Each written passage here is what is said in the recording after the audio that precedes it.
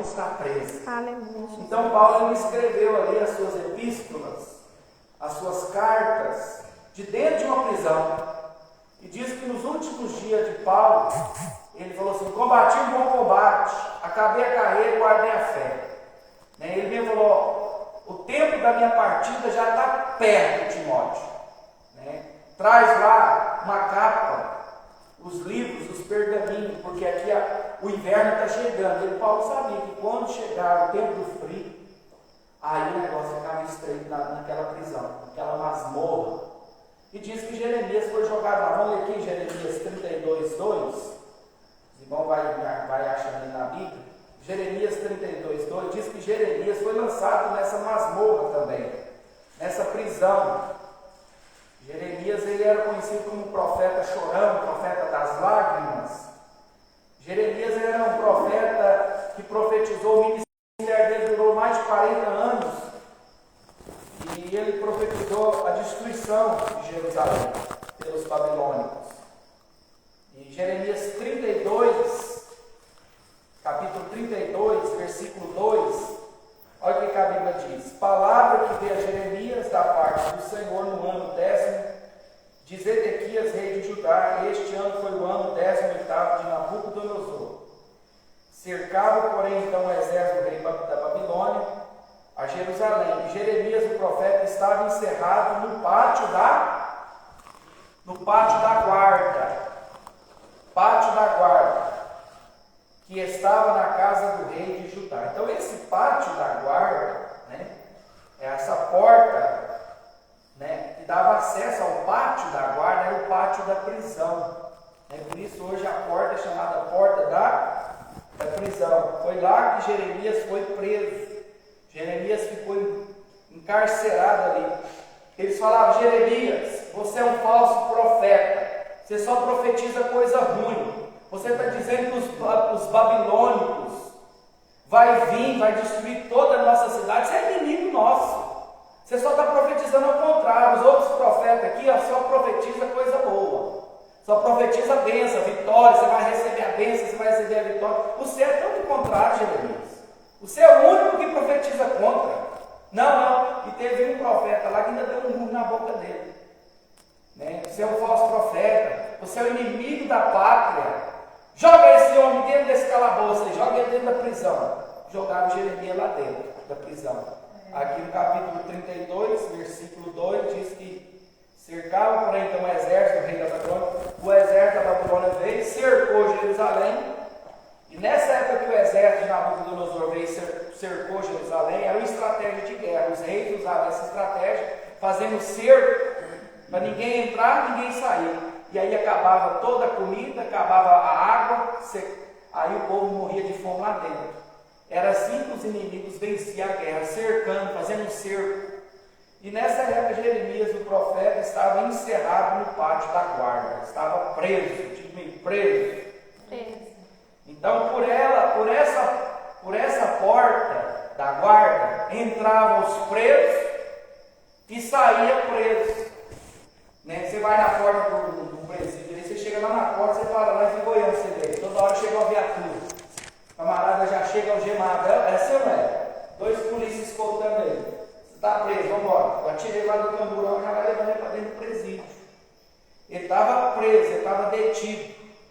E a Bíblia fala, irmão, que por essa porta, a porta da prisão, entravam os presos, mas também saía preso. Saía preso sem algema, sem nada, saía para liberdade. Então, por essa porta entravam os presos e por ela saíam os presos. Nessa época, essa porta aqui existia, na época de Neemias, a porta da prisão. Para quem passava na porta pelo lado de fora, era a porta do pátio. Por quê? Porque antigamente as prisões eram subterrâneas. E quando o preso saía lá de baixo, ele subia para cima, ele tinha um lugar de tomar um banho de sol. Até hoje os presos têm essa oportunidade de tomar um banho de sol. O preso não pode ficar só lá embaixo, não, porque se ele ficar lá embaixo, ele vai tomar sol e vai morrer. Então ele tem que sair para cima. Então os presos eles saíam lá de baixo, vinham cá para cima, do lado do pátio. Então era ali onde os presos tomavam o banho de sol deles. É por isso que essa porta era chamada porta do pátio da prisão. E essa porta ficava perto do palácio do rei, ficava próximo ao rei. Então você percebe que essas pessoas, esses presos, havia presos de todo jeito, irmão. Havia presos que eram presos ali porque haviam cometido alguns crimes, alguns delitos, né? Mas também havia prisioneiros de guerra.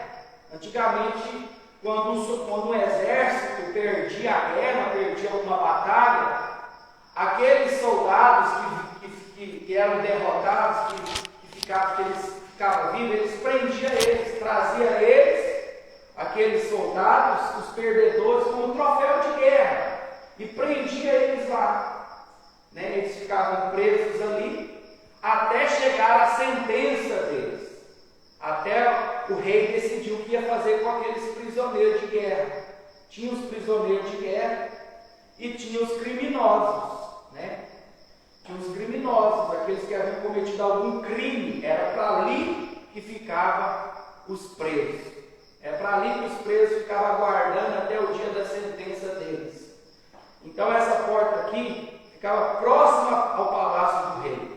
Então ainda tinha às vezes alguma esperança do rei dar um perdão para eles, um perdão real, né, vamos dizer assim, e libertar eles. Então eles ainda tinham essa oportunidade. Então a porta do pátio da prisão fala da nossa libertação. Essa porta aqui ela fala da libertação definitiva em Cristo. Você está livre em Cristo. Eu estou livre em Cristo. Diga comigo, eu estou livre em Cristo. Eu estou livre em Cristo. Você está livre. A irmã Logina leu aqui em João 8:31, né? Mas o 32 diz que conhecereis a verdade, e a verdade vos libertará. E a Bíblia fala no 36 de João 8, e se pois o Filho do Homem vos libertar, verdadeiramente sereis livres. Sereis livres, né? E eu quero nessa noite declarar que nenhuma prisão espiritual, nada, venha prender a nossa vida espiritual. Eu quero declarar nessa noite que nenhum poder das trevas, nada, venha prender a nossa vida espiritual. O Senhor ele quer nos dar uma liberdade definitiva, uma liberdade total na nossa vida espiritual. Glória a Deus, aleluia, Jesus. Glória a Deus. Toda prisão, toda algema, ela pode ser quebrada. Em nome de ela Jesus. pode ser destruída. Lembra lá de Paulo, lá na prisão? Paulo ensina lá em Atos 16, 26, se eu não me engano. Diz que Paulo e Silas cantavam e oravam, e os outros presos escutavam. Por volta de quase meia-noite, Deus fez com que um terremoto acontecesse, o chão tremeu e as prisões se abriram, as algemas se quebraram, e Deus trouxe o quê? Libertação total naquela Glória noite. a Deus, aleluia, Jesus. E a Bíblia também fala em Atos 10:38, Pedro na casa de Cornélio, Pedro estava pregando e diz assim: assim como Deus ungiu a Jesus de Nazaré com o Espírito Santo, com virtude, o qual saiu curando a todos os oprimidos do diabo, saiu libertando a todos os oprimidos do diabo, porque Deus era com ele. Então Jesus ele veio para nos dar uma libertação total, definitiva. Glória a Deus. E existe uma dimensão, né? Qual é a dimensão dessa libertação? Você sabia que tem pessoa na igreja, irmão? Às vezes está aí 20, 30, 40, 50 anos de crente que ainda não foi liberto? Tem crente dentro da igreja cantando, pregando, tomando santa ceia. Conheço um monte. Mas você percebe que ele ainda tem alguma coisinha prendendo ele. Tem alguma coisinha agarrando ele. E Pedro ele ora no Salmo 142, o salmo que eu li aqui no início, versículo 7. O salmista diz assim: livra minha alma da prisão. Para quê? Para que eu louve o teu nome. Tira minha alma da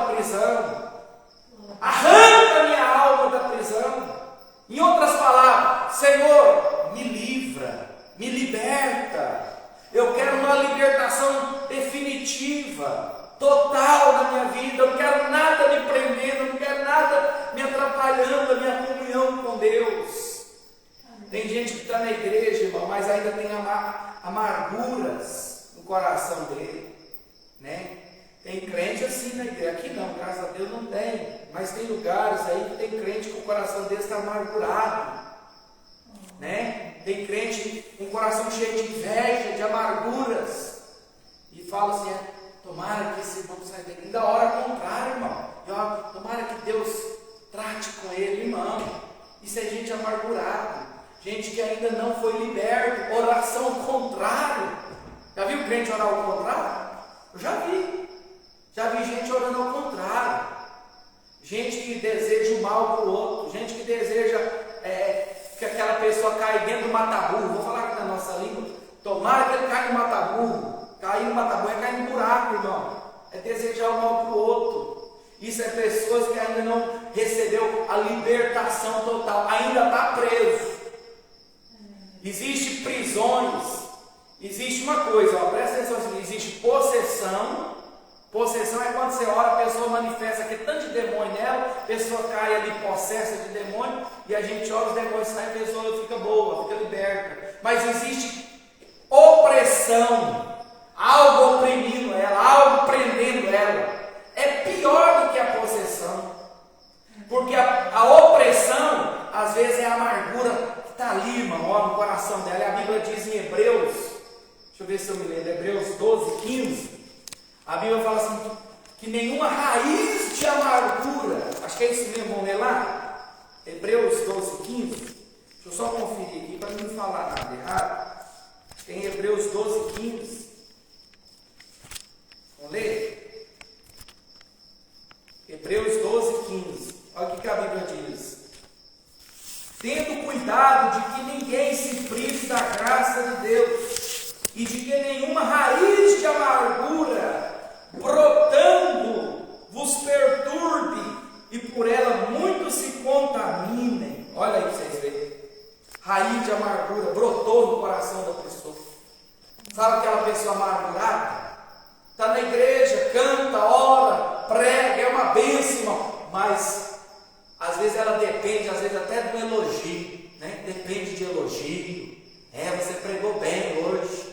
Ela fica dependendo, às vezes, de ser notada, de ser vista. Por quê? Porque ela está tão amargurada, ela está com o coração tão cheio de amargura, que o coração dela está perturbado. E aqui a Bíblia diz que nenhuma raiz de amargura brotando vos perturbe, e por ela muitos se contaminem. Tem muita gente que já está contaminado, coração amargurado, é raiva, é ódio, é tanta coisa, irmão, que está ali, ó, oprimido. Opressão, diga comigo, opressão. É aquela opressão na mente, no coração da pessoa. E nós não, por isso Davi diz: Senhor, tira a minha alma da prisão. Às vezes a prisão de Davi aqui era amargura. A gente não sabe qual era a prisão que ele estava nela, mas tem crente dentro da igreja que ainda está preso. Às vezes está preso pela inveja, pela amargura. E olha o que Deus falou com Caim. O que Deus falou com Caim lá em Gênesis 4? O que Deus falou com Caim? Deus avisa, irmão. Deus avisa, antes das coisas ruins acontecer, Deus avisa. O que Deus falou com Caim? Vamos ler lá? Gênesis 4? Vamos ler lá? O coração dele já estava cheio de ódio, cheio de inveja. E aí sabe o que ele fez? Cheio de ira. Ele estava com tanta raiva. Ele estava com tanto ódio do próprio irmão. Olha para vocês verem. Um irmão com raiva do outro. Tem isso na igreja, irmão? Nas igrejas que agora tem isso hoje? Um irmão com raiva do outro? Está cheio disso. Né?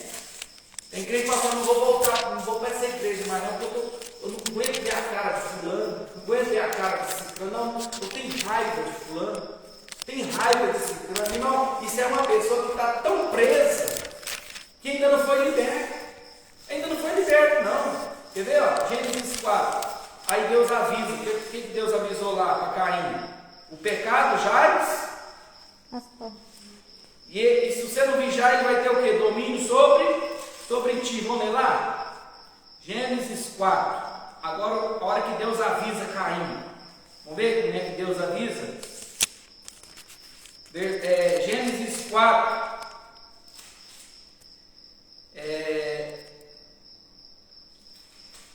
O versículo